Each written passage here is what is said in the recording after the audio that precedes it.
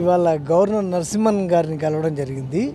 మెయిన్గా ఏంటంటే నా మీద వచ్చినటువంటి ఆరోపణలు సోషల్ మీడియాలో ఇంకొక మీడియాలో వచ్చిన అటువంటి ఆరోపణల గురించి వారికి ఫిర్యాదు చేయడం జరిగింది.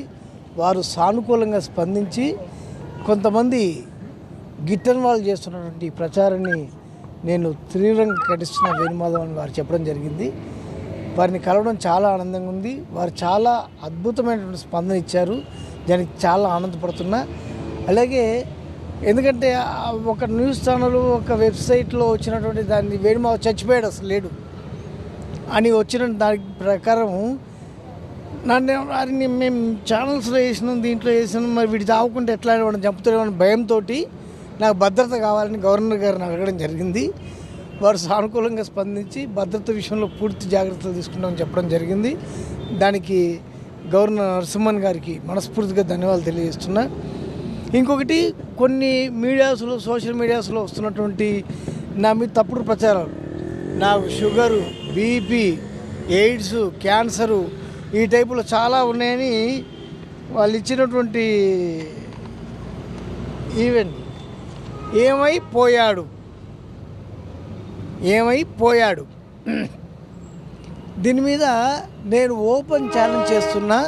ఏంటంటే మీడియా పీపుల్ ముందే విలేకరులతోటి నేను టెస్టులు చేయించుకోవడానికి రెడీగా ఉన్నా. ఎందుకు టెస్టులు చేయించుకోవడానికి రెడీగా ఉన్నా అంత అవసరం ఏమి వచ్చిందిరా అంటే ఇదిగో ఇంకొక ఇదో ఒకటి గత కొద్ది కాలంగా అనారోగ్యానికి గురైన వేణుమాధవ్ ఇక మనకి లేడు, చచ్చిపోయిండు. ఇప్పుడు మాట్లాడుతుంది ఎవడో వాడి తెలియదు. నిమ్స్ ఆసుపత్రిలో చివరిసారిగా మాట్లాడిన వేణుమాధవ్ ఇదే నిమ్స్ హాస్పిటల్లో ప్రెస్ పీపుల్ ముందు మీడియా ముందు టెస్టులు చేయించడానికి నేను రెడీ. మరి ఈ వేసినోడు రెడీగా ఉన్నాడా అనేది నేను మీ ద్వారా వాళ్ళని అడుగుతూ ఉన్నా. అలాగే గవర్నర్ గారికి మనస్ఫూర్తిగా ధన్యవాదాలు తెలియజేస్తున్నా. అలాగే తలసాని శ్రీనివాస్ యాదవ్ గారు అద్భుతంగా స్పందించారు, వారికి ధన్యవాదాలు తెలియజేస్తున్నా.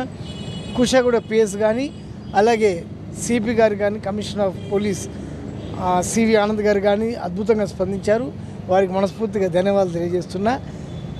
దీనివల్ల ఏం జరిగిందంటే బ్రదర్, నేను ఎందుకు ఇంత గవర్నర్ గారి దగ్గర దాకా రావాల్సిన అవసరం వచ్చిందనే విషయంలో నేను కొన్ని విషయాలు మీకు చెప్పాలి.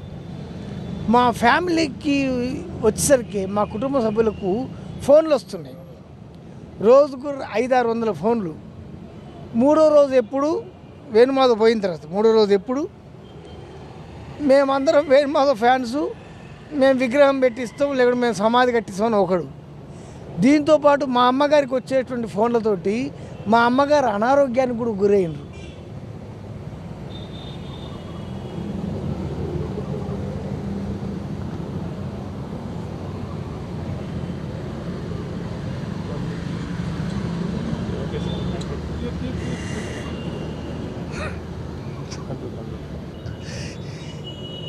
ఈ పరిస్థితి పగోడు కూడా రాకూడదు సార్.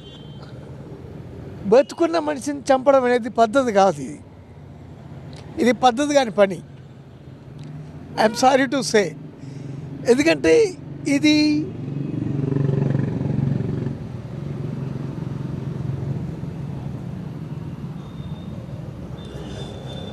కాబట్టి దీన్ని నేను సీరియస్ తీసుకోవడం జరిగింది.